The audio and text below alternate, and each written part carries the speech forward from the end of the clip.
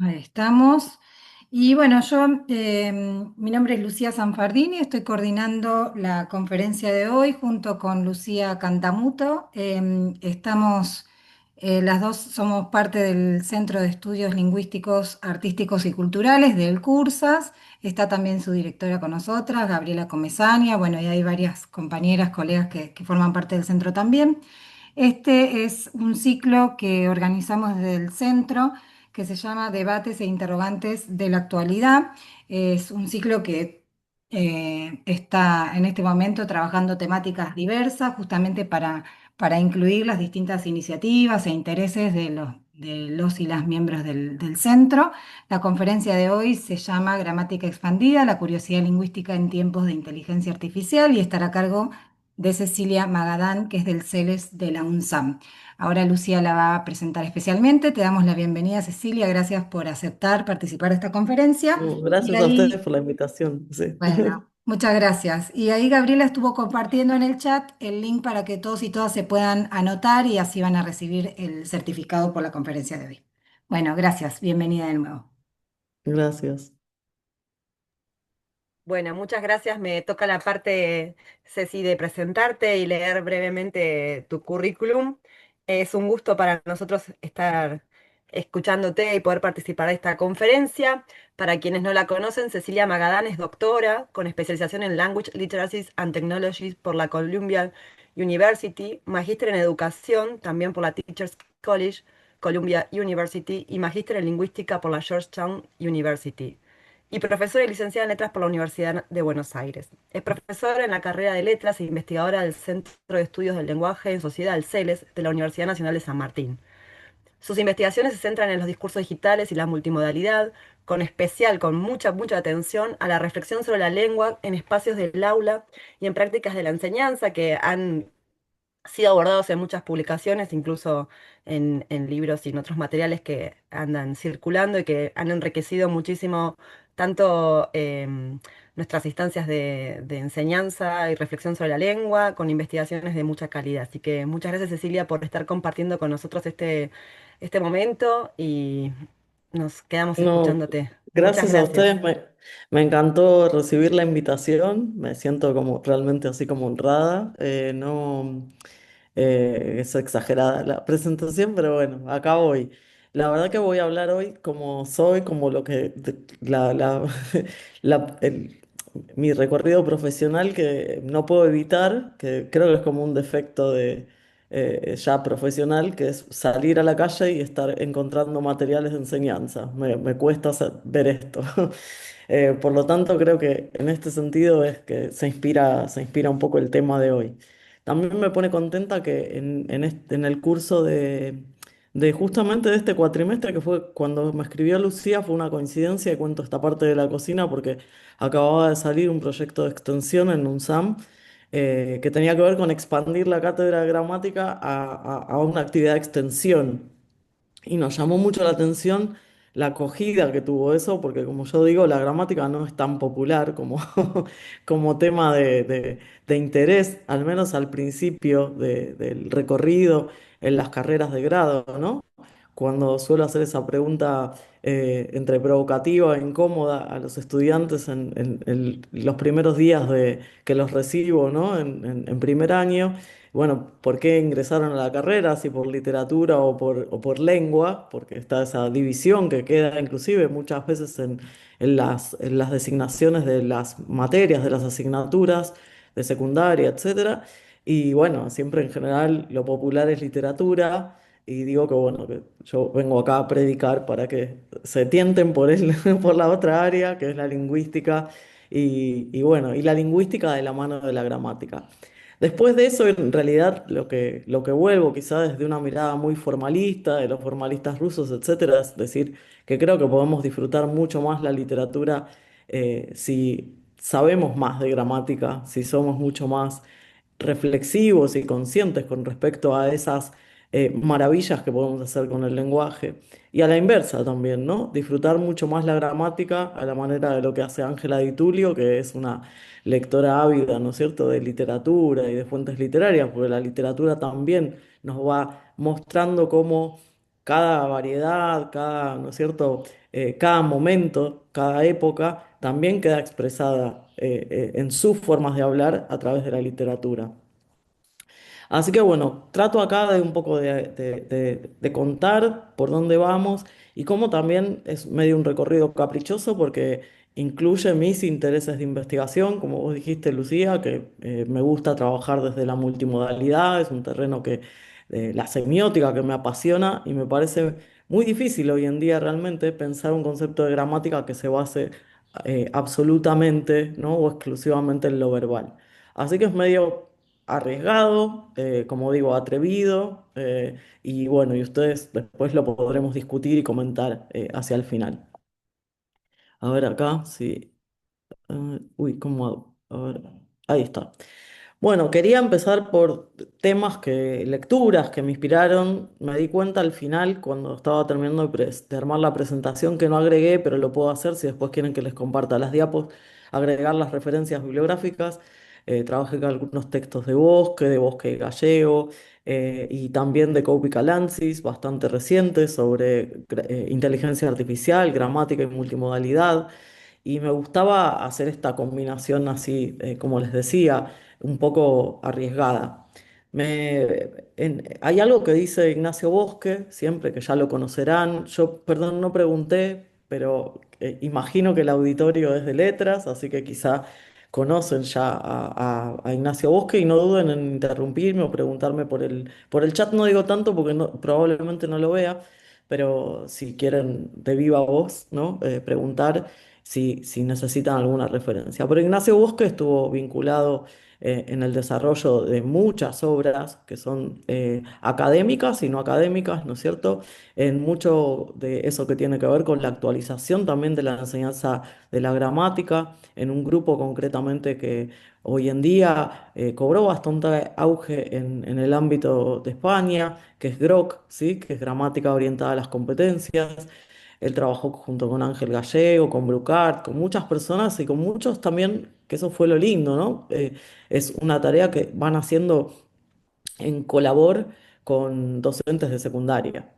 Y vuelve a la idea de recuperar en la enseñanza de la gramática el asombro, ¿no? De ahí viene la cuestión de la curiosidad que yo ponía en el título, ¿no? Porque ese asombro nos va a devolver en el aula, ¿no? Esa idea de perplejidad, ¿no? De esas preguntas que hacen tanto el científico como el filósofo, ¿no? Pero dice que lamentablemente cuando llegan a la escuela los niños con esas preguntas tan espontáneas que se hacen en su primera infancia, llegan a la escuela, se dan cuenta de lo que verdaderamente hay que aprender o de lo que verdaderamente se interesan o nos interesamos los profesores, es la terminología, es cómo hay que llamarlas, ¿no? Y eso es lo que vamos a tratar de plantear hoy en términos de, bueno, ¿qué podemos hacer para recuperar ese asombro, para recuperar la curiosidad? Y creo que ahí la multimodalidad nos va a dar una gran mano y la inteligencia artificial también, ¿no? Lo veo como una oportunidad. Y por otro lado, una nueva definición, una redefinición de la gramática, una redefinición desde una perspectiva semiótica, ¿no? Con esta idea de Caupi-Calancis que dice definimos gramática como el diseño de patrones de significado, patrones que configuran artefactos de sentido, pero que todavía y sobre todo lo que recuperan es la agencia, ¿no? De quien produce esos patrones de sentido, porque despliegan un proceso activo e interesado de dar sentido, ¿no? Es decir, acá recuperamos un poco la idea halidiana, ¿no? De una gramática de lecciones, una gramática de justamente basada en la elección del hablante, y que en todo aquello que no se elige, ¿no? También hay significado. Entonces, Cope y Calancis dicen dos pedagogos, dos lingüistas que trabajan en el ámbito de la multimodalidad y las multiliteracidades y plantean que, bueno, que más que la sintaxis del lingüista, la gramática está inevitablemente vinculada a la semántica, idea de Halliday, ¿no es cierto? La idea de el texto como unidad semántica y como tal se extiende necesariamente más allá del lenguaje, porque significar significamos con muchos otros modos, ¿no? Con muchos otros recursos semióticos. Entonces, lo que les va a interesar a ellos es ver cómo estos significados se organizan a través de lo que dan en llamar ensambles o conjuntos multimodales entre múltiples formas de sentido. Así que estas dos suertes de epígrafes, ¿no? Son los que van a orientar un poquito los temas de la charla de hoy. Insisto con avanzar con el cursor y no puedo, perdón. Los contenidos entonces que organicé para hoy, bueno, una breve introducción, ¿para qué enseñar gramática hoy? Que es una pregunta que creo que todos nos hacemos y que nos hacen a veces los estudiantes. ¿Cómo enseñar gramática hoy?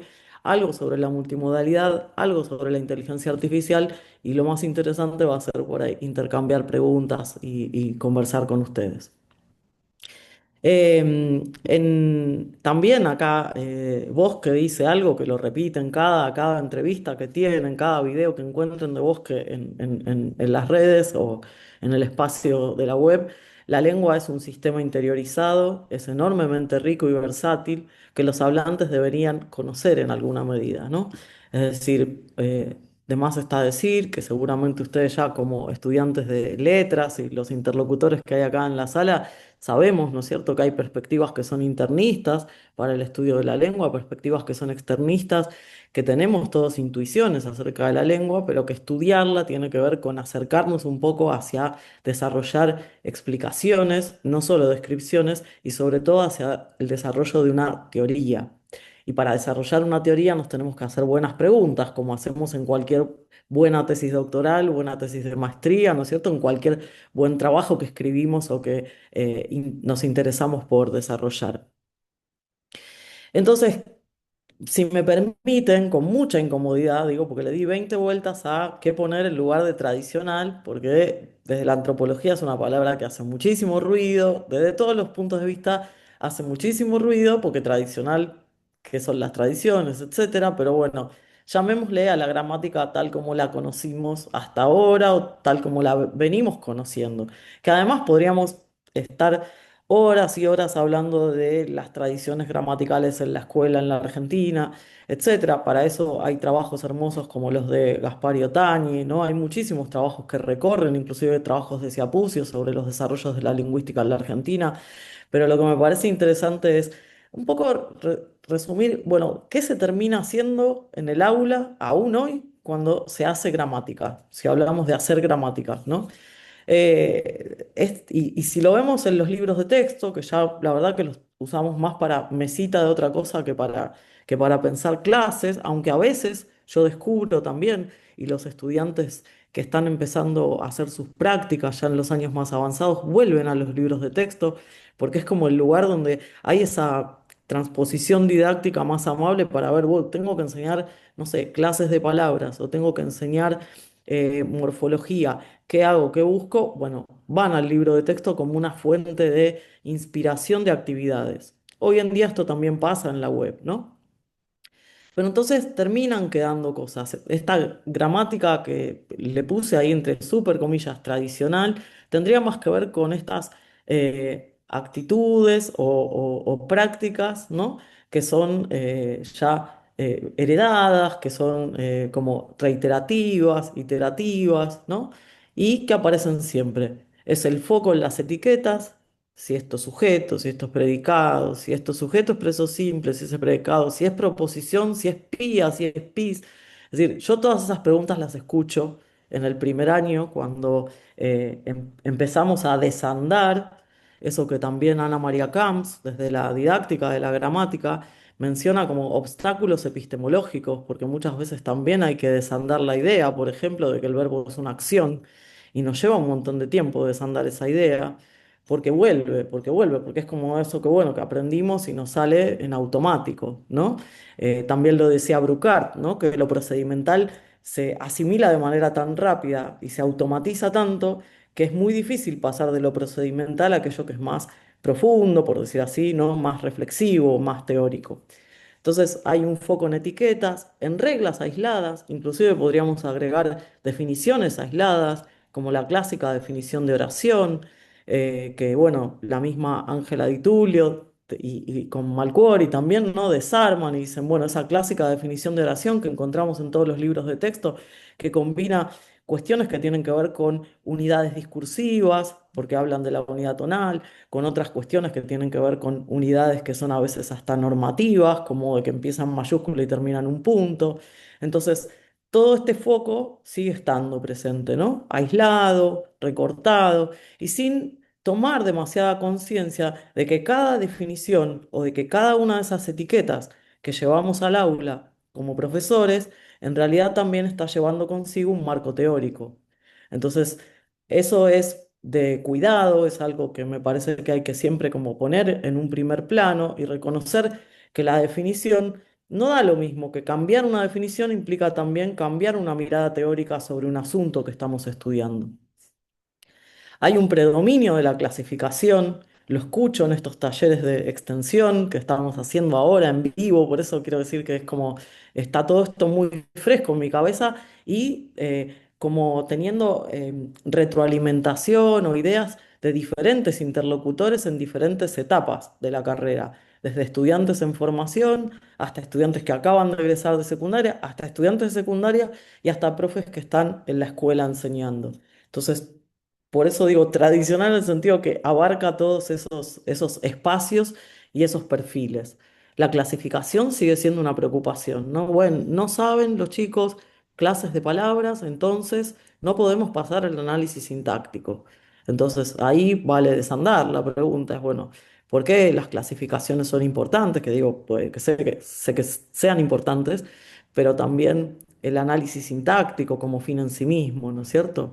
Ese riesgo de reducir el análisis a un rotulismo, que lo dicen, ¿no? Bosque y Gallego, muy poco estimulante, porque tengo recuerdos, a mí era muy ñoña de la, de la gramática y de la sintaxis cuando era chica, pero yo me acuerdo hacer las actividades mirando tele, que no miraba mucha tele, pero al ratito que prendía tele y la poca tele que había en aquel entonces, y lo hacía mirando tele, igual que calcaba mapas de geografía, ¿no? ¿Qué me acuerdo de eso? Bueno, de la gramática sí, porque me gustaba, pero no me parecía desafiante. Realmente no me parecía desafiante. Y caemos en este rotulismo que inclusive hace que los chicos empiecen marcando el sujeto siempre al principio, y no importa si está al final o está, ¿no? ¿Dónde está ese sintagma que hace de sujeto? Entonces, yendo hacia una gramática que yo llamaría atrevidamente expandida, retomo esta idea de Bosque y Gallego, que es analizar no debe equivaler a etiquetar, sino a entender. Entonces, acá viene otra de las cuestiones que menciono cuando trabajamos en el aula de gramática en el primer año de letras, es, bueno, entender tiene, y analizar es lo que estamos haciendo ahora, digo, ¿no? Cuando ya estamos reflexionando sobre el lenguaje, estamos analizando sintácticamente, no tenemos que llegar a el arbolito, la cajita, ¿no? O la modalidad o el encorchetamiento, la modalidad de análisis que queramos tomar, pero sí estamos entendiendo, y si estamos entendiendo, estamos analizando. Entonces, ¿qué es lo que se propone o lo que propongo desde esta gramática que llamemos expandida? Es la curiosidad lingüística, hacer buenas preguntas. Para hacer buenas preguntas hay que presentar también objetos interesantes, ¿no? Cuando se produce un fenómeno, pienso, no sé, en algo que fue medianamente reciente, aunque ya parece lejano, ¿por qué nos dejó tan no sé, así como ¿cómo se dice? Como paralizados, por ejemplo, el COVID-19, porque no entendíamos qué pasaba, ¿no? Esos elementos que nos sorprenden, esos hechos que nos sorprenden, sean lingüísticos, sean sociales, van a despertar curiosidad, ¿no es cierto? Y van a pedirnos, ¿no es cierto?, entender y nos van a pedir buenas preguntas para responder a esos aprendizajes. Por otro lado, una gramática expandida plantea justamente ir de la forma al significado y del significado a la forma, ¿no? No dejar todo en ese mero rotulismo o en ese mero etiquetamiento, sino pensar en las relaciones entre forma y significado y pensar que esas relaciones entre forma y significado no son únicas, ¿sí? Sino que varían según los contextos en los que las enmarquemos. La atención a la multimodalidad también. Vamos a ver algunos ejemplos ahora a cómo, ¿no es cierto?, no solo importa el texto, texto entendido como lo verbal, ¿no es cierto? No un texto acá, por ahí tendría que revisar esa palabra, sería no solo lo verbal, sino también la imagen, el sonido, inclusive el cuerpo. Lo vamos a ver en algunos posteos que yo tomo como análisis de algo que voy a llamar modalidad selfie, si me permiten. Y luego, bueno, la gramática entendida como la veíamos hace un ratito en esa definición de Caupi Calansis, como una gramática más allá del lenguaje, en la que encontramos ensambles multimodales y que necesitamos encontrarlos para entenderla. Bueno, hasta acá vamos más o menos bien. Voy al segundo punto, que es para qué enseñar gramática hoy, por lo menos para mí, voy a decir así. Primero creo que enseñar gramática hoy, no sé por qué en algún momento se dejó de enseñar gramática o en muchas aulas se dejó de enseñar gramática, para mí siempre es relevante, como les decía, pero hoy en día creo que le podemos dar una vuelta de tuerca y pensar que nos permite y la necesitamos para navegar las nuevas literacidades y para formar ciudadanos críticos, ¿no? Frente a este predominio de las fake news, hace poco, a principios de año, llevé a mis estudiantes de una materia, de un SAM, de discursos multimodales, fuimos a ver la exposición de Telefónica de Argentina, que se llamaba, no sé si sigue todavía abierta, que se llamaba Fake News, se puede ver online, y había muchos como desafíos para ver cómo pescábamos fake news, y muchos de los desafíos, ¿no? Y de ese ojo crítico y clínico tenía que ver con reconocer patrones, como dicen Caupi Calansis. No solo patrones, ¿no? De imágenes, pero también patrones textuales. Entonces necesitamos la gramática para esto. Sospechamos a veces cuando un estudiante usó puro chat GPT sin volver a él, sin, ¿no es cierto?, sin reflexionar, porque hay algo de la sintaxis que nos dice que eso fue creado por un bot y que justamente tiene algo de poco natural, ¿no? Entonces, la gramática sostiene, creo, sostiene en el sentido de que la apoya, ¿no? La apuntala, la comprensión y la producción de textos complejos y de textos literarios. Leía el otro día bueno, sí, una nota en la que se hablaba justamente de cómo hoy en día, y no me quiero ir de tema, pero lo voy a hacer quizá, hablar de brecha digital implica otra cosa, ¿no? Las estadísticas indican que los chicos que van a escuelas más caras, que van a escuelas privadas, tienen prohibido el celular y por lo tanto pasan mucho más tiempo en contacto con textos complejos y con textos literarios, desconectados, como dice Inés Dussel, ¿no es cierto?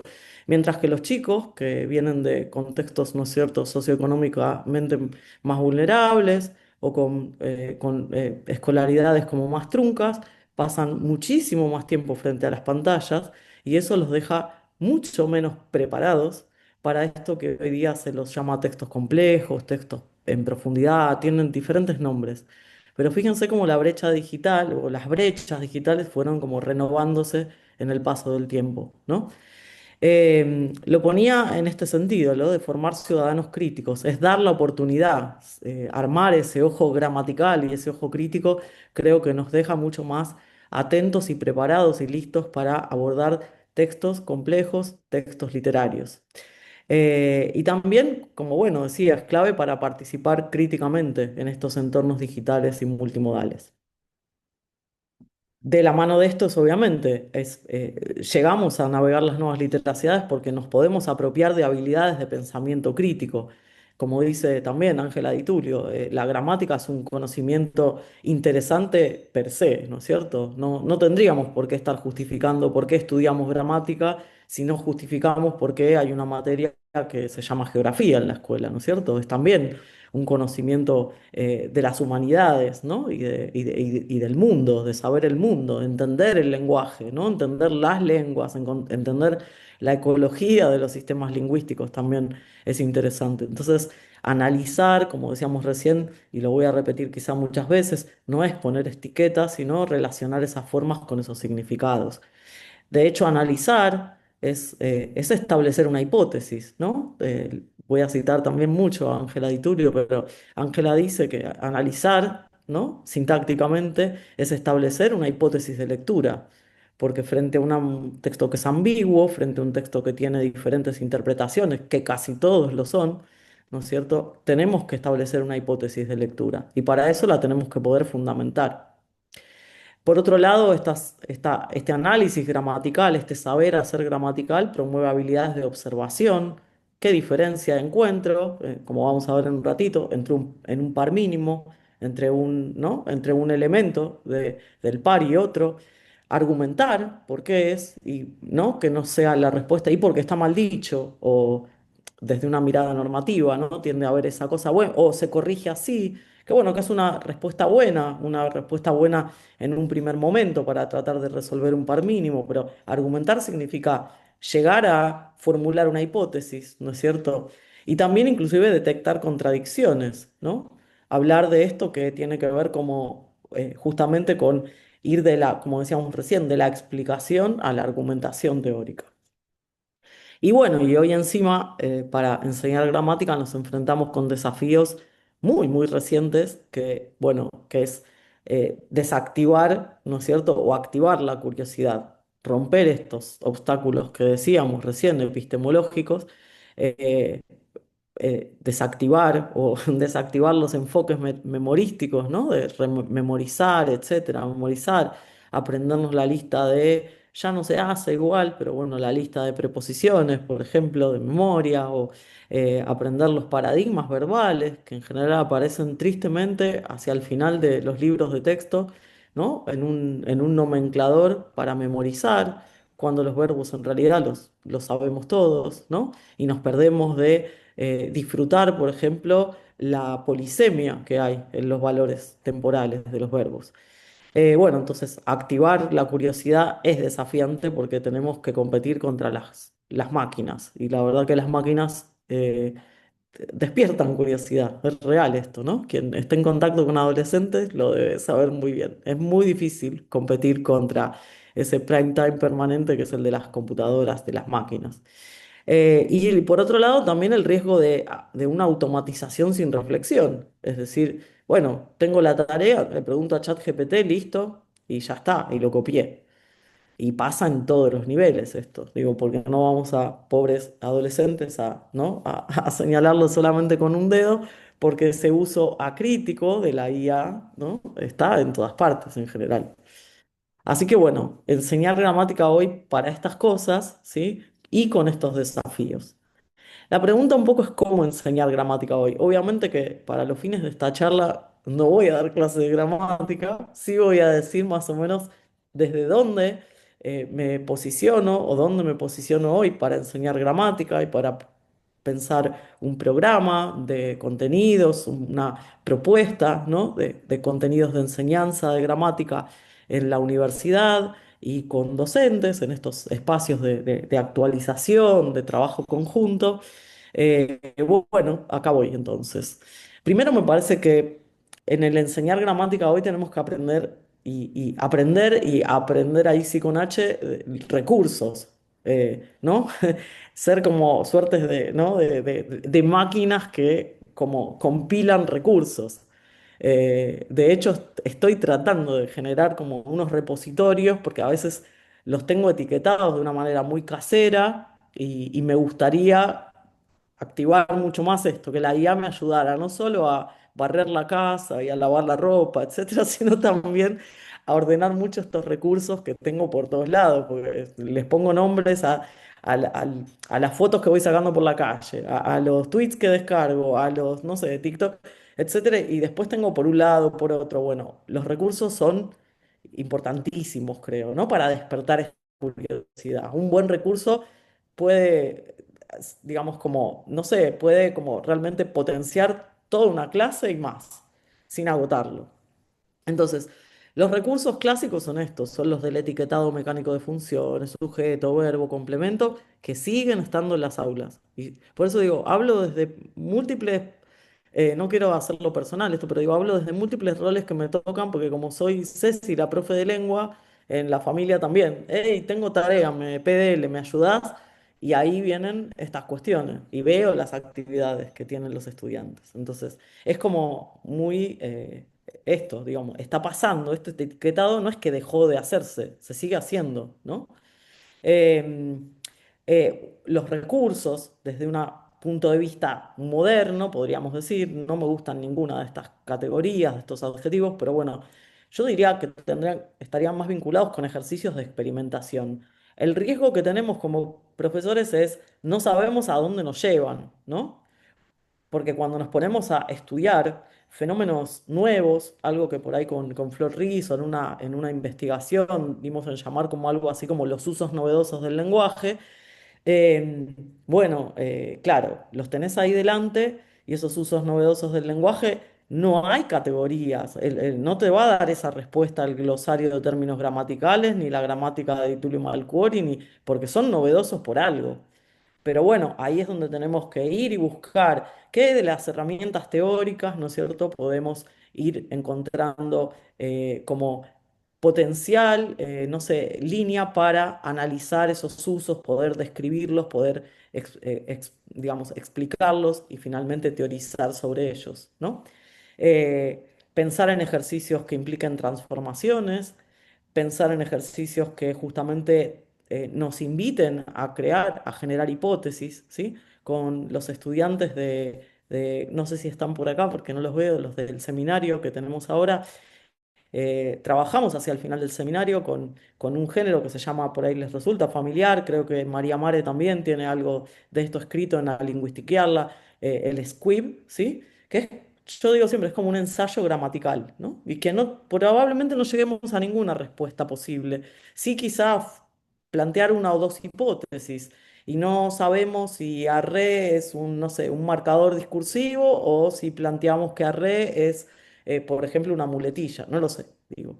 Entonces ahí se combinan, se cruzan categorías lingüísticas que vienen del campo de las clases, de, ¿no es cierto?, de las clases de palabras, etcétera, pero que también vienen del campo discursivo y que es interesante verlas, ¿m?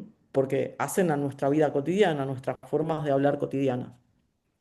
Porque si no también, digamos, acentuamos mucho más esa grieta, por decir así, que es la idea, también citando a Bosque, que dice, bueno, los estudiantes tienden a creer que las subordinadas son de Cervantes o de Borges, ¿no es cierto? Y en el discurso oral no hacemos más que usar todo el tiempo subordinadas, ¿no? De hecho, el que transitó alguna vez el desgrabar una entrevista dice, ay, ¿dónde empieza y dónde termina lo que está diciendo? Y tenemos que ir a la unidad de información, ¿verdad? Entonces, los recursos creo que son claves. Por otro lado, la terminología. Acá es donde me apoyo yo creo que hoy día no necesitaríamos ningún libro de texto más que el glosario de términos gramaticales. Es claro, está en línea, está graduado por niveles. A mí, por momentos, me recuerda mucho a quienes alguna vez la tuvieron en sus manos o la analizaron así más históricamente, la gramática castellana de Alonso y Ureña, que se acuerdan que estaba, quienes vieron ese libro, si no también está disponible por ahí dando vueltas en la web, que estaba secuenciado, era realmente un método para la enseñanza de la gramática, con muchas más cosas que esa obra, ¿no? En su volumen uno y 2 tiene, que, bueno, no me quiero colgar ahí fascinada en el plano de la gramática de aquella época, pero creo que el glosario me recuerda muchísimo a mí en ese sentido, ¿no? En el ir graduando la complejidad de no sé, de las precisiones, de las teorizaciones, de las explicaciones. Entonces vamos desde un nivel súper accesible hasta un nivel que puede usarse en la formación, ¿no? de grado y de posgrado. La terminología también, hay montones de artículos escritos para quienes les interese después al final de la charla me pueden preguntar, pero hay montones de artículos escritos, hay uno de Buren y Soriano, hay montones de artículos que tienen que ver con esta, no sé cómo llamarlo como, pero es una patología, que es la locura de, llamémosle la locura de los diferentes nombres que tienen las cosas, ¿no? Y hay cosas que tienen, digo, cosas así, porque digo, hay categorías, funciones sintácticas que tienen tanto nombre como profesor hay, ¿no? Hay un tuit por ahí que justamente se burla de la cantidad de circunstanciales que se han inventado, ¿no? Bueno, entonces, por lo que abogamos en realidad ahora es una terminología que sea comprensible y más o menos estable. Para esto sí, tenemos que tener un programa que sea, ¿no es cierto?, como yo diría,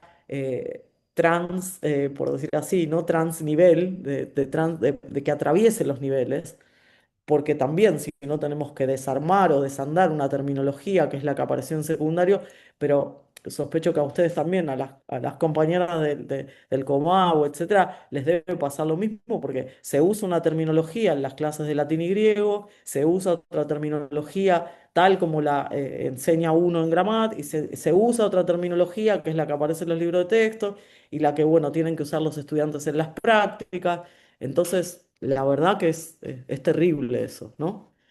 Si fuera una parte del cuerpo humano que tendríamos que nombrar, estaríamos muy complicados, porque, ¿no? Porque ¿dónde la ubicamos? Digo, a veces no tomamos conciencia de eso, del delirio que significa ponerle tantos nombres a las cosas. Y después terminologías que terminan no nombrando nada, como la palabra nexo, ¿no?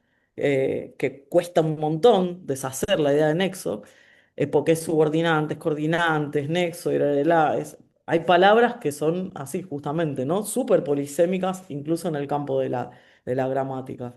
Entonces, creo que tendría que haber una terminología flexible, coherente y adaptada a distintos niveles, pero me parece que acá sí haría falta como un programa, no sé, decir como quién lo tendría que hacer, a cargo de quién, de qué ministerio que no tenemos tendría que estar, pero me parece que tendríamos que empezar a pensar esas, ¿no? Esas articulaciones.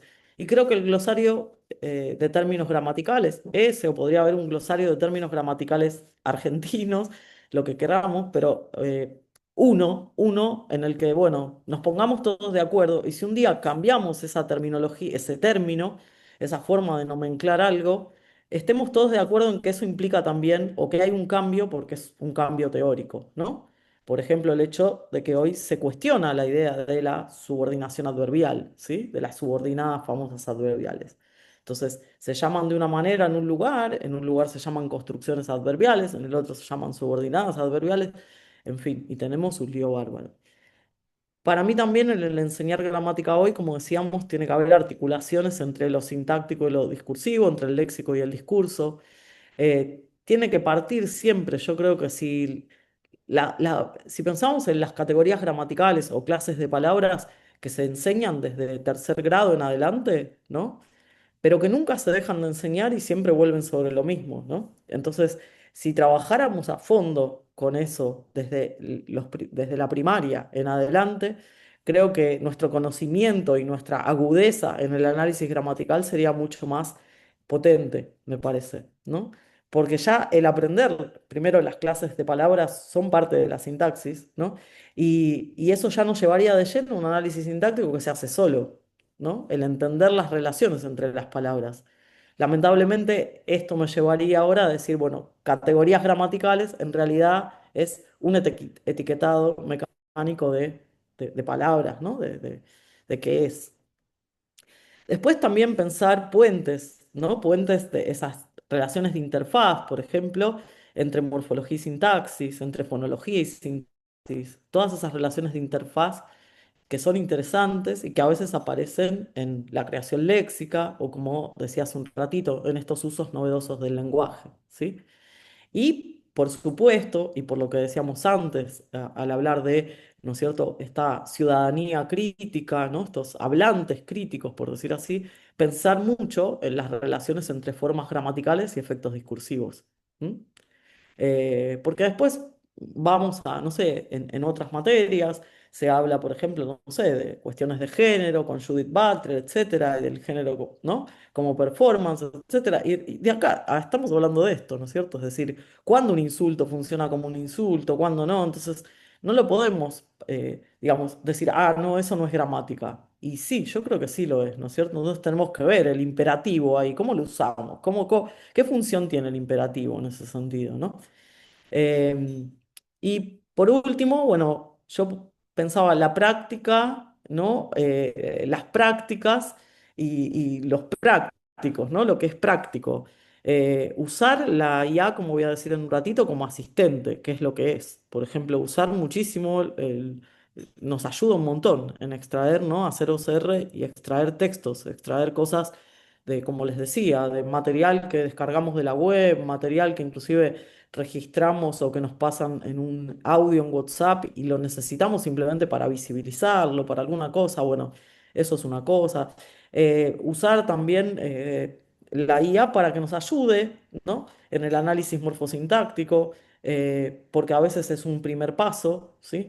Para modelar o modelizar, ¿no? Se dice así mejor, para modelizar cómo se identifican verbos, cuáles son los modos, los tiempos, hay sujetos tácitos, no hay sujetos tácitos, ¿sí? Y plantear también, desafiar a la IA, pero de esto vamos a hablar en un ratito, bueno, con las reformulaciones y para que justamente descubramos ¿no? Y que nuestros estudiantes y nosotros todos pongamos al descubierto los sesgos que tiene la IA cuando hablamos de formas de habla, por ejemplo, basadas en variedades, ¿sí? O en estilos, etcétera. Doy un ejemplo, ¿no? En este tweet que es, vengo de bucear con un argentino y la verdad es que en el fondo no hablan tanto. ¿Qué podríamos hacer? Un análisis tradicional nos diría, bueno, etiquetemos, ¿no? Vengo de bucear, perífrasis verbal, sujeto, yo, tácito, etcétera, complementos con un argentino, con en el fondo, etcétera. Bárbaro, listo, terminamos el análisis. ¿De qué nos perdimos? De un montón de cosas. Eh, por un lado, este análisis expandido, profundo, nos daría discusión suficiente como para pensar si la ambigüedad es semántica o es estructural, ¿no? En el fondo, si lo tomamos literal, es bajo el agua, pero en el fondo, en un sentido figurado, es en realidad. Pero eso también nos lleva a una ambigüedad estructural, porque depende de a qué le asigno la dependencia, ¿no? En el fondo, ¿sí? Es dónde, ¿no? Es como, es que dónde no hablan o en realidad eso es un marcador de modalidad, ¿no? Es decir, ahí tenemos que ver qué le asignamos. Nos perdemos en el análisis, comillas, tradicional, el efecto humorístico, ¿sí? Por supuesto. Y sobre todo, y acá viene la cuestión esta que decíamos de los sesgos o de los estereotipos, cómo el tuit apela a un estereotipo, ¿no? La idea de que el argentino habla mucho y lo resignifica en clave humorística. Entonces, acá, ¿qué hacemos con esto, no? Podemos empezar a pensar, por ejemplo, en el aula de gramática. ¿Cuántas locuciones traen consigo estereotipos, por ejemplo, ¿no? Cómo esas expresiones que son cristalizadas, ¿sí? Traen consigo estereotipos y otras que todavía no están cristalizadas, pero también los traen, ¿no? Entonces, ahí es donde digo, lo gramatical no puede divorciarse, ¿no? de lo discursivo en ese sentido. Em, Perdón, me salté acá, perdón, tengo acá una, me voy a ir para acá. Voy a ir primero para la multimodalidad. Se me quedó mal ordenado una cosa. Voy a ir a la multimodalidad ahora entonces. Em, ¿Qué pensamos cuando hablamos de esto de la multimodalidad y la gramática expandida? ¿Sí? Por un lado, quiero pensar en la gramática, como decíamos recién, como teoría de significados, ¿sí? Es decir, como la gramática, algo que va más allá de lo verbal, que no es solo verbal, no estoy diciendo que no sea verbal, ojo, sino que también cada uno de esos otros recursos semióticos, que cada uno de esos otros modos, ¿no es cierto?, tienen también sus propias lógicas y sus propias lógicas en sentido metafórico, ahí gramaticales propias, ¿sí? Entonces, decíamos hace un ratito que Cope y Calancis plantean que hay patrones de sentido no solo en el texto, sino también en las imágenes, en el sonido, en el espacio, en el cuerpo. Cuando les contaba de esta visita que hicimos a la muestra de Telefónica, pero podría ser cualquier otro museo o una feria o un parque, ahí hay patrones de sentido, cómo se organizan las cosas, inclusive en las góndolas de supermercados, ¿no es cierto? O en los estantes de una biblioteca. Hay patrones de sentido y eso, los códigos de color de las colecciones, ¿no? Literarias para niños, para adolescentes, etcétera. Hay patrones de sentido. Y por otro lado, también desde la multimodalidad apelamos a Halliday y a Kress, a Halliday en el sentido que el lenguaje es un recurso funcional, porque está puesto ahí para algo, que con el lenguaje queremos hacer algo siempre, ¿no? Pensemos en las metafunciones de Halliday, ¿no? La ideativa, ¿no? La ideacional, la interpersonal, la textual.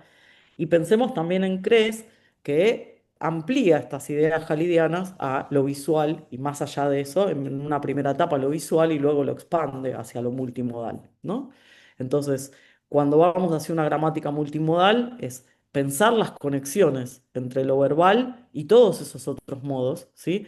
Y por lo tanto enseñar a diseñar textos, mensajes que tengan en cuenta, ¿no es cierto? Y a leerlos también, que tengan en cuenta estos ensambles modales. Y por otro lado, también darle en la escuela la especificidad que tiene la oralidad, la escritura y la imagen, porque también tendemos a hacer esto, ¿no? Que la gramática, el análisis gramatical, en general está, ¿cómo se dice? Como confinado a textos escritos, como si en la oralidad no hubiera gramática, o como si en la multimodalidad o en la imagen no hubiera gramática. Y no lo digo ahí metafóricamente ya, ¿eh? Digo, en la oralidad hay gramática. De hecho, era una gran pregunta que se hacía Jálida y cuando decía, vamos a llegar al punto en el que pensemos que hay una gramática de la oralidad y de la escritura, no, porque la lengua es la misma. Pero sí tenemos que pensar que podemos hacer gramática desde el oral, desde la oralidad, desde materiales orales o desde materiales multimodales. Eh, pero a la vez darle, volverle a dar a cada uno de estos modos su propia lógica de especialización, ¿no? Y acá traía este ejemplo, que una vez fue una parte de como una presentación que hice en un congreso, me acuerdo de Sahel, que le había llamado modalidad selfie, ¿no? Y analicé los usos que hay de las formas justamente no personales de los verbos en general. Aparecían, no quería poner más, pero aparece el gerundio haciéndole frente a una exnoche casi digna, ¿no? Amar con todo, etcétera, ¿no? Y las formas impersonales, como se estudia fuerte, etcétera. Todo esto, fíjense que viene acompañado de algo que es interesante, que es, yo, bueno, borré las caras, ¿no? Ahí porque son materiales que me pasaron algunos estudiantes y por más que los encuentre en la web, no quería que quedaran así expuestos, sin la autorización. Entonces, ¿cuál es ese sujeto que aparece, no? Porque uno diría, bueno, sintácticamente decimos, bueno, es una forma no personal del verbo. ¿Dónde está el sujeto? Sería, ¿dónde está Wally? Y aparece en la selfie, aparece en la imagen en general, ¿no? Yo borré en el segundo tweet ahí, ¿no? En el de Instagram, el posteo de Instagram, la imagen, pero aparecen siempre fotos, ¿no? Selfies y como autofotos en las que ¿dónde estaría el sujeto? Estaría quizá ahí, ¿no? En esa cara que enuncia. Entonces aparece desplazado hacia la imagen, ¿sí? ¿Cuál es la modalidad? ¿Por qué aparece ese borramiento de la modalidad? ¿Sí? En el sentido de, eh, me refiero a esto diciendo, si desaparece esta flexión verbal explícita, ¿no? ¿Dónde queda el modo? ¿Qué queremos decir con esto, ¿no? ¿Y cuáles son las implicaturas visuales? Entre otras muchas otras preguntas que podamos hacer a este tipo de materiales, ¿sí? Pero acá encontramos un ejemplo en el que analizar lo verbal nos hace perder de vista por completo todo un fenómeno comunicativo, un estilo de tweets o un estilo de posteos en Instagram. No soy tan asidua en TikTok, pero sospecho que algo parecido debe estar pasando por ahí. Y aparece esto, ¿no? Entonces aparece el uso muy marcado de un borramiento de esas marcas de modalidad que aparecen reflejados en la gramática cuando, por ejemplo, en los usos de los políticos. Hoy, solo agradecer, recordarán ese tipo de usos, ¿no? Y se borra el verbo modal. Bueno, acá está pasando algo parecido. Da para analizar, da para un montón de cosas, pero lo pongo como un ejemplo en el que la multimodalidad es necesaria para completar la reflexión gramatical, si quieren, para ilustrarla inclusive, para mostrar dónde aparece el modo, qué significa el modo, dónde aparece el sujeto, ¿no es cierto? ¿Qué significa que el sujeto esté borrado? O que esté desplazado, que esté silenciado, que esté expresado de otra manera. eh, Craig justamente decía, ¿no? O si disponemos de dos modos, la imagen y la escritura, que se utilizan para representar y comunicarse, es muy probable que se utilicen para propósitos distintos, de tal modo que cada uno se utilizará para aquello que hace mejor. Si yo quiero expresar mi subjetividad cuando soy adolescente, o no, qué sé yo, en otras edades también, quizá lo haga mejor la imagen, ¿no es cierto? Que el pronombre, ese pronombre deíctico, ¿no? Que no dice más que yo, que es el sujeto de la enunciación, y para lo que en consecuencia se emplea mejor, ¿no? ¿Qué quiere decir ese borramiento de lo modal también o del verbo modal en algunos casos? Entonces esto me parece que es para pensar. A ver. Y ahora sí, vamos a pensar en... voy más o menos bien de tiempo. Yo tengo acá 54 minutos, ¿sí? Ya me quedan unas cositas. Sí, está muy bien. Digo, porque con y en contra de la inteligencia artificial, el en contra es más como a contrapelo de, ¿no? Como una idea de a contrapelo de. Eh, yo pienso en esto, ¿no? Que la IA tiene que ser nuestro asistente, que sea nuestro asistente, por supuesto, como les digo, que haya, que se concretice, por ejemplo, su existencia en un robot que esté en casa haciendo todo lo que no quiero hacer. Entonces, la IA, ¿qué puede hacer? Puede generar ejemplos, puede generar glosarios, reescrituras, puede poner subtítulos, nos hace el trabajo más eh, tedioso, ¿no? Inclusive ahora en el plano, en el campo de la investigación, de las tareas de investigación, es súper valiosa. Pero bueno, no podemos escribir toda una, no sé, lead review, ¿no? Un estado de la cuestión apoyándonos en la IA porque sabemos que inventa citas, que inventa libros que los autores no escribieron, que te hace creer que existen, pero no.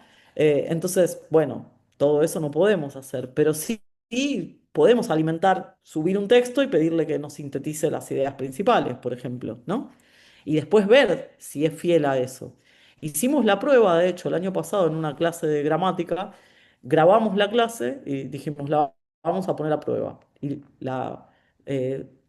subí el audio, ¿no? Que se transcribió justamente, subí el audio y le pedí que hiciera como una suerte de minuta. En la minuta o en la síntesis de la clase aparecían un montón de cosas que yo no había dicho. De hecho, aparecían marcos teóricos que no habíamos trabajado. Por ejemplo, estaba segura que en esa clase no había aparecido nunca la idea de proposición subordinada y sí aparecía en la transcripción, digamos, en esta minuta, en este resumen de la clase. Entonces ahí empezamos a ver y a desmenuzar y hicimos como un trabajo de detectives con los estudiantes de ver qué cosas habían pasado en la clase y no habían pasado y que la IA o no había incluido, ¿sí? O que había incluido y que no habían pasado. Entonces, es un asistente, sí, pero es un asistente y como todo asistente lo tenemos que supervisar. No podemos justamente confiar en que ese texto que subimos para que lo resuma, si no lo hemos leído antes, que esté diciendo cosas que sean ciertas. Por lo tanto, lo que la IA no puede hacer es decidir por sí sola, ¿sí? Y que requiere siempre la mediación crítica, bueno, de un lector, de un docente, en este caso de nosotros como docentes. Tampoco puede reemplazar ni validar usos, ¿sí? Ni tampoco puede reemplazar ni validar la reflexión didáctica, ¿sí? ¿Por qué? Porque si bien trabaja con grandes modelos lingüísticos, ¿sí? Como los LLM famosos, esos LLM están fechados, ¿sí? No están en tiempo real y tampoco representan todo lo que se habla en el mundo, porque sabemos que en Internet no están todas las lenguas representadas, ni todas las variedades de la lengua representadas. Entonces no podemos considerar que la IA va a ser un gran juez, por decir así, ¿no es cierto?, en el sentido de juicio sobre datos sintácticos, porque no tiene toda la información, porque no tiene la experiencia de hablante, ¿sí?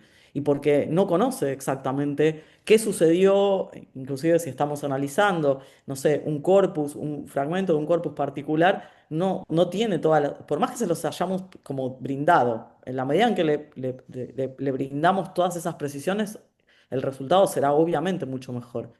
Pero va a haber cosas que no las vas a ver y por eso es que siempre necesitamos decidir nosotros, no que decida la IA por nosotros.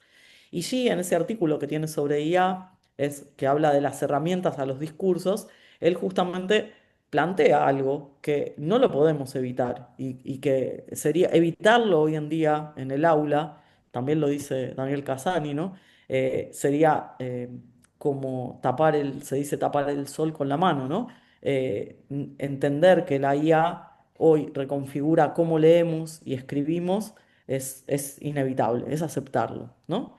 Entonces, digo, podemos hacer cosas como estas, por ejemplo, cuando ponemos, no sé, viñetas de soca, nosotros usamos mucho eso en la materia, y decirles, propone 8 candidatos léxicos sobre tal tema, ¿no? Etiquetar el tipo de formación, si hay derivación, si hay composición, etcétera, explicar la base y el afijo, da ejemplos de uso y sugerir un veredicto con una línea de fundamento y ver qué tal después, ¿no? Es decir, que la IA nos haga ese trabajo, pero después nosotros, en clase, con los estudiantes, ver cómo le fue a la IA. Hay algo que nos encanta a todos, que es corregir a otros en general.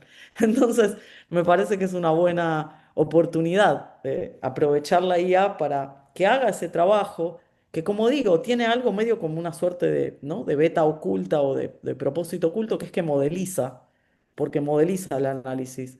No sé si está Daniela por ahí, pero el otro día hablábamos de esto, yo hablábamos en clase y decía, y ella me contó que les propuso a sus estudiantes, bueno, pasá tu texto por la IA y decirle que lo corrija. Y dice que el resultado, no sé si está Dani por ahí, después que el momento de intercambio de preguntas, que por ahí lo comente, pero fue muy positivo, porque los mismos chicos observaron qué cosas les corregía y como visualizaron, ¿no? Fallos, por decir así, o construcciones que tenían que revisar, que requerían una cierta vuelta de tuerca. Ahí, acá. Entonces, esperen porque quiero, acá se me quedaron, perdón la desprolijidad acá, voy a ir acá.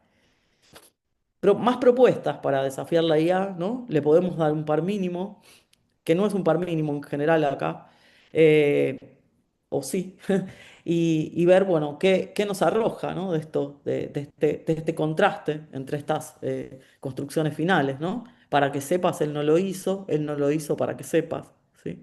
¿Qué nos dice? Y ver, bueno, primero podemos arrojar hipótesis con nuestros estudiantes, preguntarle a la IA, empezar a comprobar qué pasa, qué nos propone como análisis, ¿no es cierto? ¿Qué interpretaciones nos da de vuelta acá entre la sintaxis y el discurso? eh, Ay, perdón, ejercicios de análisis inverso, que los podemos también probar, ¿no es cierto? Y recorrer con el glosario, buscar verbos en el glosario, buscar sujetos, tipos de sujetos, buscar qué es un pronombre relativo, buscar qué es un sustantivo eventivo, crear la secuencia, ¿no es cierto? Ver y probar con la IA qué secuencia nos da, cuáles nos parecen porque se equivoca hay un montón, ¿eh? Les aseguro que es como, no, es notable cómo se equivoca. Digo, creo y que esta equivocación tiene que ver también con ese popurrí de marcos teóricos que tiene. Entonces, tiene sentido, ¿no? Bueno, no sé si tiene sentido, pero lo hace. Y acá, bueno, voy al final, perdón. Eh, Como cierre pensaba, bueno, por un lado, pensar la gramática como curiosidad y como exploración, ¿sí? Recuperar esta actitud inquisitiva en el aula, que para mí tiene que ver con traer la gramática de la calle al aula, de las redes al aula, eh, traer la gramática como un recurso o encontrar la gramática en este lenguaje vivo, ¿no? Y no como decíamos, ¿no? En un lenguaje que es me acuerdo del comentario gramatical de Cobas, ¿no? Las oraciones eran todas de Azorín, es decir, eran como claro, ahí había gramática, en otro lado no había mucha gramática, pero sí hay gramática, ¿no? Y ver esto. Reflexionar sobre el sistema, pensar la gramática como formulación de teorías y no solo de descripciones, ¿no? Las gramáticas tradicionales tienen mucho de esto, es describir qué hace un verbo, qué hace un sustantivo, pero no ir más allá. Y las teorías las formulamos a partir de confrontar datos, de analizarlos y de pensar dónde hay desacuerdos o inconsistencias, ¿no? Y ahí surgen las teorías. Experimentar con datos. Acá la IA nos resirve, ¿no? Las actividades multimodales o con IA, experimentar con datos. Ver si esas adecuaciones explicativas, ¿no es cierto?, se dan en todos los entornos, se dan en todo tipo de datos. Y por supuesto, me parece importante, volviendo a la idea de lo crítico, ¿no? Es darle a la enseñanza de la gramática un encuadre social y crítico, porque si trabajamos con discursos públicos, con géneros digitales, contextos literarios, académicos, ¿no es cierto? Ahí vamos a encontrar de vuelta esa gramática viva, ¿no? Que nos genera preguntas y que nos genera a veces malestar también, ¿no? El otro día también en el curso, y no sé si está por ahí, una de las estudiantes del seminario que tenemos ahora, empezó la clase diciendo, bueno, quiero analizar, podemos analizar, Ceci, el discurso de Karina Milei. Y yo dije, bueno, era un montón, pero, porque aparecían muchos fallos y aparecían muchas cosas que eran interesantes para trabajar, ¿no? Creo que no me olvido de nada más de lo que dije, así que dejo abierto acá que hagamos preguntas entre todos. Yo voy a dejar de compartir para, para poder verlos. Bueno, Cecilia, muchas gracias, re interesante, súper interesante. Gracias. Dejas con muchas cuestiones para pensar. El interrogante supongo que tenemos todos y todas los que damos gramática en las aulas, en mi caso universitaria, pero también secundaria, así que re interesante. Hay algunos comentarios que podemos recuperar del chat y después sería buenísimo que si quieren hacer preguntas o, bueno, o decir algo, por supuesto que lo hagan. A ver, tenemos Alexia, bueno, algo que creo que fuiste comentando, dice si existe IA que realiza análisis sintáctico, deberían traerse a Laura para comparar y someter al análisis. ¿Cómo podría hacerse o tendríamos que evitarlo? A Después, ver, espera, a ver que quería leer la pregunta. ¿Cómo? ¿Me la repetís, Lucía, sí, porfis? si existen herramientas de IA que realizan análisis sintácticos, deberían traerse al aula para comparar y someter análisis. Si es así, ¿cómo podría hacerse? Creo que sobre algo de esto estuviste hablando, pero bueno, te dejo la consulta. Después Sí. dice, no me quedó claro el uso de los recursos modernos. Por ejemplo, puede ser cuando uno realiza una hipótesis sobre el significado o los posibles significados de una palabra en un texto o discutir sobre si existe o no una palabra como por ejemplo investigable, entre comillas, investigable, ¿no? Ujú. Y por último, creo que es la última pregunta que hay, dice, ¿ese uso del gerundio como amando fuerte puede tener que ver con dar una idea de que trasciende el tiempo, el espacio y es universal, que no afecta a una sola persona? ¿Puede ser algo así? Bueno, esas son las Bueno, consultas que hay en el chat. Por supuesto, si sí. quieren agregar más o de repente hacer alguna pregunta. Bueno, contesto a la primera. Hay Vale. muchas plataformas para hacer análisis sintáctico, ¿sí? De hecho, las estuve probando el otro día con mi sobrina y que hacen el etiquetado, digamos. Vos cargas la oración. Ahora no quiero irme de la sala de acá para buscar online, pero lo puedo compartir, no sé, con vos, Lucía. Pero Buenísimo. aparecen, sí, hay herramientas que lo hacen, hay herramientas para hacer todo tipo de esquematización, ¿no? Desde el diagrama arbóreo, el encorchetamiento o bien el análisis más tradicional yo le digo cajita, pero bueno, Ujú. ¿no? Eso. Evitarse, no sé, para mí, a ver, yo creo que tenemos que llegar a esa visualización del análisis, ¿no? En el momento en que queremos mostrar, por ejemplo, las dependencias y los cambios en las interpretaciones, ¿sí? Porque eso lo que va a mostrar es el sentido del análisis sintáctico. Si, si hay una oración que plantea ambigüedad interpretativa, ambigüedad estructural, porque a veces las ambigüedades son léxicas, ¿no? Entonces ahí no tenemos mucho para analizar sintácticamente. Si se trata de una ambigüedad estructural, ¿no? De una ambigüedad que esté basada en la eh, organización sintáctica, creo que el análisis, el análisis entendido como la visualización de ese análisis, ¿no? El encorchetamiento, como decía, el diagrama arbóreo nos pueden servir para verlo, para ver, bueno, las dependencias, ¿no? Para ver qué se acerca más a qué depende de qué, ¿no es cierto? Visualmente funciona, digamos, son visualizaciones, así como las hacemos en matemática o en otro tipo de ciencias, ¿no?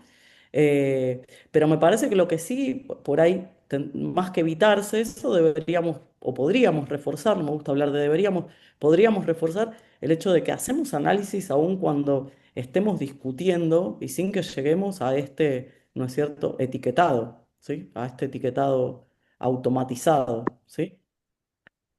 Em, voy mirando la otra pregunta para contestar la pregunta de Alexia, ¿no? Que dijo, no me quedó claro el uso de los recursos modernos.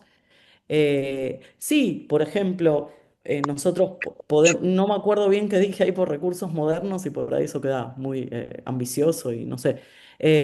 Quiero decir que llevar, por ejemplo, estas palabras como investigable o como hoy en día escucho mucho, con mucha frecuencia, ¿no es cierto? Estoy matado en vez de estoy muerta o estoy matada. Llevar este tipo de usos que aparecen como usos novedosos del lenguaje y pensar en la idea esta que dice el mismo Bosque, ¿no? De que ningún matiz es inocente, ¿no? Que todo es, que la lengua en la lengua hay nada más que matices de significado y ver cuál es el matiz, por qué acuñamos de alguna manera, ¿no? Un contraste entre estoy muerto o estoy muerta y estoy matada o estoy matado, ¿sí?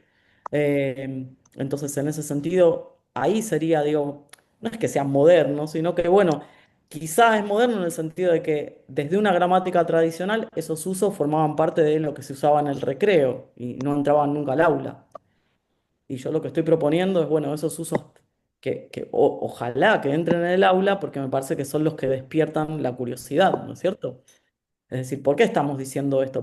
¿Qué quiere decir esto? Que entonces hay algo en estoy muerto que no está representando el mismo matiz que estoy matado, ¿sí? Y así muchas cosas, ¿no? Como, eh, y después Alexia pregunta, ¿ese uso del gerundio como en amando fuerte? Claro, bueno, ahí aparece una idea de el potencial, eso nos puede llevar a pensar el potencial que tiene un gerundio, que tiene justamente Te un valor escucho. aspectual, ¿sí? Pero al sacarle el verbo auxiliar del lado, ¿no? Al sacarle el verbo que le presta la flexión, como vos decís, lo deja como en un trascender el tiempo, porque no dice estoy amando o estuve amando, dice amando, ¿sí? Lo deja durativo, pero atemporal en un sentido, ¿sí? Y al borrar la persona, también, digamos, borrar, silenciarla, ¿no es cierto? Omitirla o ponerla, desplazarla al plano de la imagen. Va por ahí la hipótesis, digo, va por ahí ese sentido, que, que bueno, que también tiene que ver con mucha cosa de se te extraña, ese tipo de usos que aparecen con mucha frecuencia entre los más jóvenes y entre los no tan menos jóvenes o más jóvenes, en fin. Me parece que todas digamos, esos usos creo que nos dan mucha tela para cortar, ¿no? Ahí Daniel Romero dice, buenas tardes, muchas gracias Cecilia por la presentación, adhiero a muchas de las ideas que se plantean, creo que una parte esencial del trabajo tiene que ver con la búsqueda y selección de buenos objetos, entre comillas. ¿Qué recomendaciones darías a estudiantes de letras en relación a esto? Es decir, cómo buscar textos buenos para analizar. Wilson pregunta, hoy en día las escuelas están orientadas a repensar sus planificaciones en relación con el aprendizaje basado en proyectos. Es una manera interdisciplinar de compartir conocimientos bajo un eje de trabajo. ¿Es posible que se piense en un trabajo compartido en el uso de la IA y generar un análisis crítico o sigue siendo tarea del profe de lengua generar la reflexión metalingüística? Gracias. A ver, voy por Daniel primero. Vale. Daniel, la pregunta es, cuando vos decís textos buenos, ¿estás hablando de textos literarios o texto en un sentido amplio de la palabra? A ver acá si contestó. En general, dice. En general, yo creo que, a ver, como texto bueno, me parece todo texto que tenga algo interesante desde el punto de vista de lo que estamos haciendo con la lengua. A ver, a mí, por ejemplo, trabajar con, no sé, con Maslía me encanta. Me encanta trabajar con, digo, hablo de literatura. Trabajar con Graciela Montes me encanta. Trabajar con, no sé, hay textos, los de Ulipo, es decir, hay montones de textos que me gustan mucho y textos que a veces ni siquiera estoy como buscando y los estoy leyendo yo porque leo literatura también y ahí aparecen y decís, mirá qué interesante esto, ¿no? Tal. Pero a veces también aparece en un discurso como Paula, ¿no? Decía, un discurso político y nos llama la atención, ¿no? También la otra vez salió en clase de gramática presencial nuestra, un fallido del presidente. No quiero hablar mucho de política porque se está grabando, me da cosa.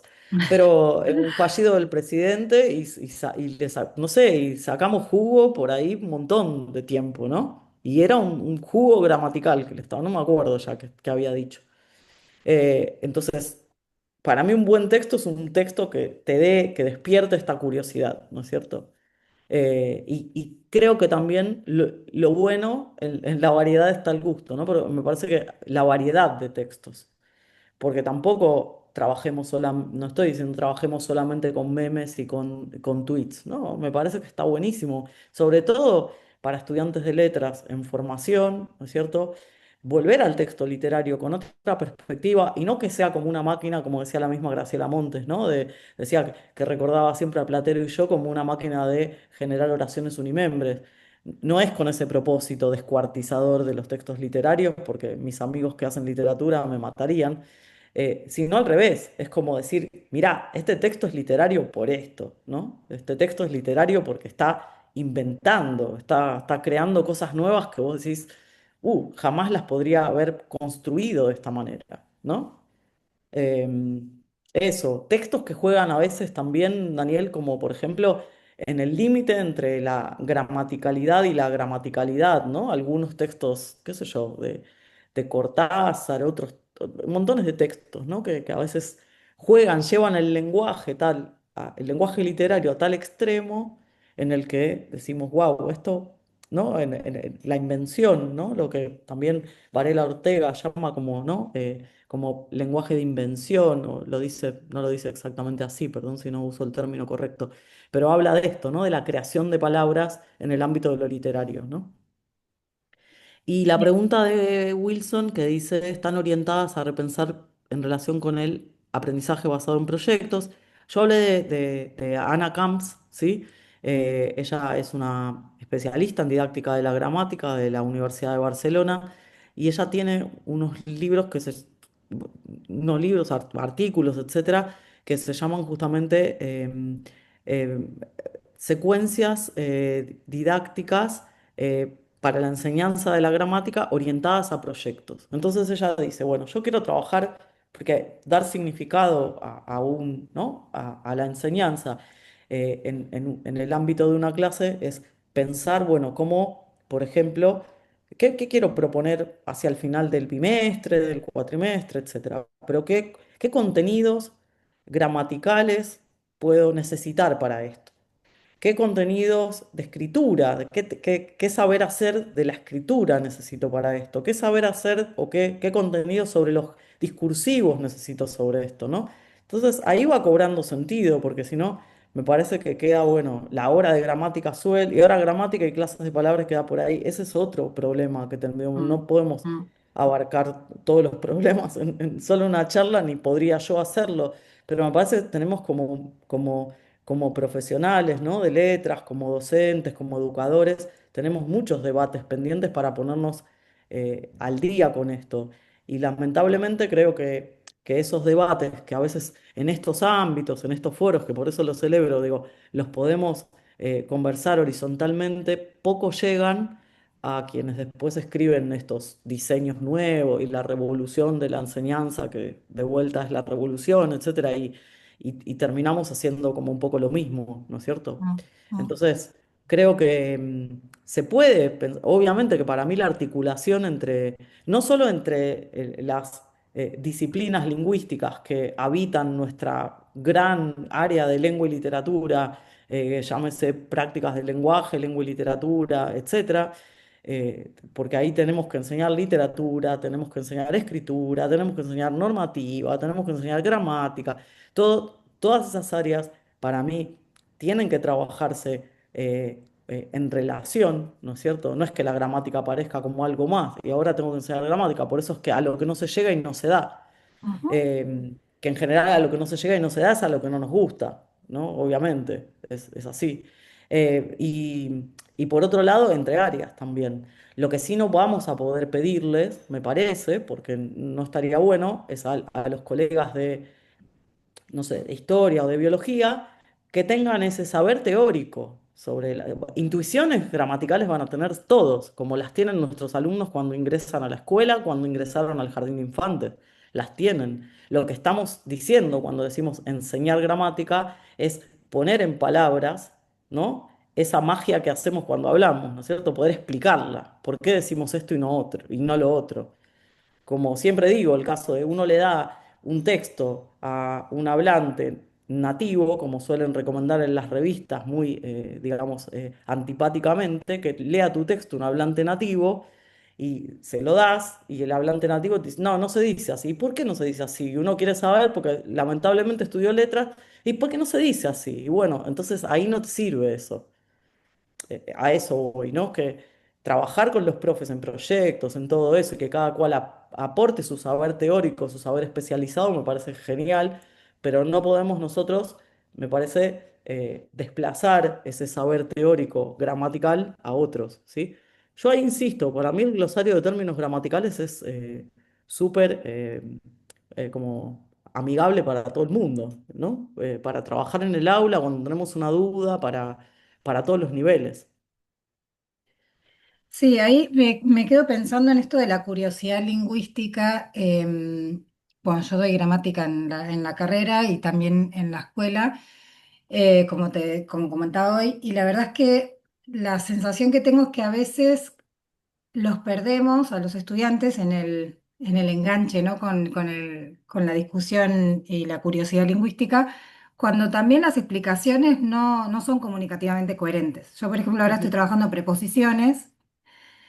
Y la verdad es que dan ganas de llorar cuando lees las definiciones sobre las Claro. preposiciones, los listados de supuestas significados asociados a cada una de las preposiciones, que en realidad no dicen nada. Hicieron un listado de todos los usos que se hacen con esas preposiciones, pero no sabemos muy bien qué significa. Entonces, los estudiantes cuando damos algunas consignas, ya sea de los libros de texto o inventamos nosotros, no terminan entendiendo muy bien qué tienen que hacer. Resuelven, obviamente, porque son hablantes del español, con lo cual van resolviendo intuitivamente, pero no sé, lo traigo este ejemplo, digamos, como con esta clase de palabras, porque es la que a mí en general me resulta más conflictiva en el aula. Y digo, bueno, ahí la curiosidad lingüística también y la reflexión metalingüística va a ser cada vez mejor en la medida en que desde la teoría gramatical también se estén generando mejores explicaciones, más Ujú. comunicativamente más coherentes y no tan antojadizas con la Ujú. idea de transmitir esto, largas listas que decís, bueno, pero al Exacto. final, ¿cuál es el Pensaba, significado? O sea, yo adhiero a un marco teórico que busca significados básicos, bueno, lo podemos discutir, digamos, pero la verdad es que muchas veces cuando encuentro ese tipo de explicaciones me sirve más para sacarle más jugo, ¿no? O sea, obvio. en el aula y didácticamente tienen más potencia, digamos. Estaba pensando, Lucía, en dos cosas, ¿no? Es el caso de las preposiciones y el caso de los famosos conectores, Mm, categoría que sabemos que es discursiva y que no es gramatical. Pero lo que es interesante es que cuando después los estudiantes tienen que analizar, si vamos al caso de que se llega porque hay como un fin en sí mismo, el análisis sintáctico en el caso de un programa, de una materia, en realidad después las oraciones a las que nos enfrentamos no están, hay preposiciones, sí, sin duda, pero la mayor parte de los sintagmas preposicionales están encabezados por locuciones prepositivas, sobre la base de, al pie de, etcétera. mm, Entonces, ¿qué hace el estudiante? En este afán de impulso automático de etiquetado lo descuartiza. Y no, pará, es una locución. El significado está ahí todo junto. Ese es el significado, digamos, preposicional que tiene. Y lo mismo pienso con las listas de conectores. Se enseñan, se estudian, bla, bla, bla, perfecto. Pero después cuando aparece una relación de causa-consecuencia en un texto donde no hay ni un solo conector, es dificilísimo ujú, detectar la relación de causa y consecuencia. ¿Por qué? Porque llevamos tanto tiempo, le asignamos tanto tiempo a este aprendizaje de listados, que cuando después llegamos al verdadero significado, por lo que decía yo antes, ¿no? Al verdadero sentido de qué aporta una preposición, ¿no es cierto? O de qué aporta esa relación, los conectores como relaciones lógicas, ¿no? Lógico, digamos, y discursivas entre elementos, entre oraciones, entre constituyentes, etcétera, me parece que es importantísimo tener. El otro día puse también en clase una oración que era no sé qué, creo que era una oración inclusive de Bosque y Gutiérrez Rexach. Y uno me dijo, lo interpretaba, aparecía un en tanto que. ¿Sí? Que además que la mayor parte de las, digamos, de estas, las conjunciones ya son polisémicas, pero los conectores también lo son. Entonces, ahí nos perdemos, ahí es cuando después empiezan a aparecer todos los, ¿no es cierto? Los que agitan el fantasma del miedo de que los estudiantes ya no saben leer, etcétera, etcétera, y aparecen en los diarios porque, bueno, en las pruebas de PISA o en las pruebas no sé qué no pudieron leer.